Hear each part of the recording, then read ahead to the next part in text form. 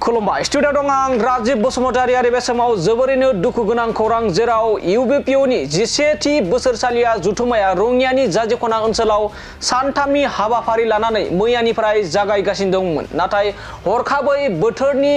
बोथोरा गाज्रि जानायनि जाउनाव दिनैनो थुंगि होनो गोनां जाबाय इउबिपिअनि 11थि बोसोरसालिया जुथुमाखौ आरो बे समाव फोरमायनांगोन दि 11थि बोसोरसालि जुथुमाया एबा मख'नांगोन दि 11थि बोसोरसालि इउबिपिअनि 11थि बोसोरसालि जुथुमाखौ मैयानिफ्राय सानथामनि हाबाफारि लानानै खुंबाय थानाय जादोंमोन नाथाय हरखाबै बार अखा फैनायनि जाहोनाव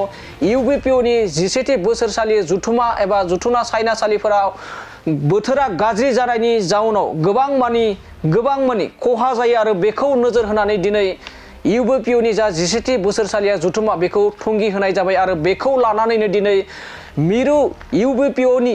गाहाय नेहाथारि पीताम्बर ब्रह्म बिथाङा दुखु फोरमायो लोगोसे दुखु फोरमायनायजों लोगोसे दिनैनि बे सानथामनि हाबाफारि जाबायदि रङिया ओनसोलनि साखाथियाव थानाय जाजि खनायाव इउबिपिअनि 11थि बोसोरसालिया जुथुमाखौ सानथामनि हाबाफारि लादोंमोन बेखौ साननैयावनो थुंगि होनाय जाबाय होननानै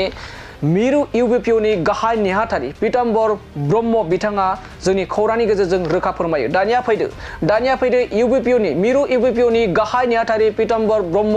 बिथाङा दिनैनि बेबायदि हरखाबै इउबिपिअनि 11थि बोसोरसालिया जुथुमाखौ साननैयावनो मा जाहोनाव थुंगि होनो गोनां जाखो बिथांनिफ्राय जों आबुङै मिथिना लानि।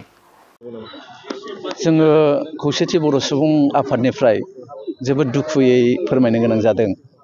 जे जोङो सानथामनि हाबाफारि लानानै 7, 8 आरो 9 जानुवारि 2025 हाबाफारिखौ जों लादोंमोन।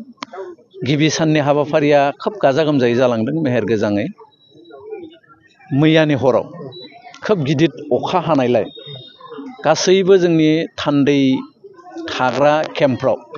दैजों बुंजोबनानै बेयाव खुनु थान्दैया थानो हानाय मोनसे परिबेस दा गैया। जोङो दिनै नैथि साननि हाबाफारि फिरफिला बिरहोनाय आरो बिजाब बेखेवनाय बे हाबाफारिखौ जोङो खुंफुंबाय। जिहेतु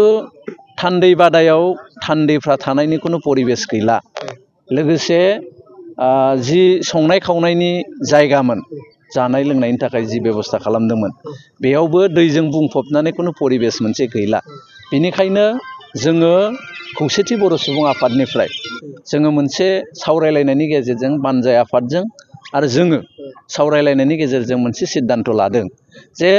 जोंनि जानो गोनां जि मोननै डेलिगेट सेसन दंबावोमोन जोंहा सेथि डेलिगेट सेसना जोबलांदों मोजाङै मोजां नैथि आरो थामथि डेलिगेट सेसन दंबावोमोन जोंहा बै डेलिगेट मोननै सेसनखौ जोङो सानसे नैबे ओनसोलावनो जोंहा बानजाय आफादा फोरमायदों जिहेतु सानथामनि हाबाफारिमोन बिथांमोना जोंनि डेलिगेट मेलखौ जोबनो हायैयाव बिथांमोनाबो दुखु फोरमायदों आरो बिथांमोनजों सावरायलायनायनि गेजेरजों मोनसे सिद्धान्त जादों जे सानसे स्पेसियेल डेलिगेट सेसन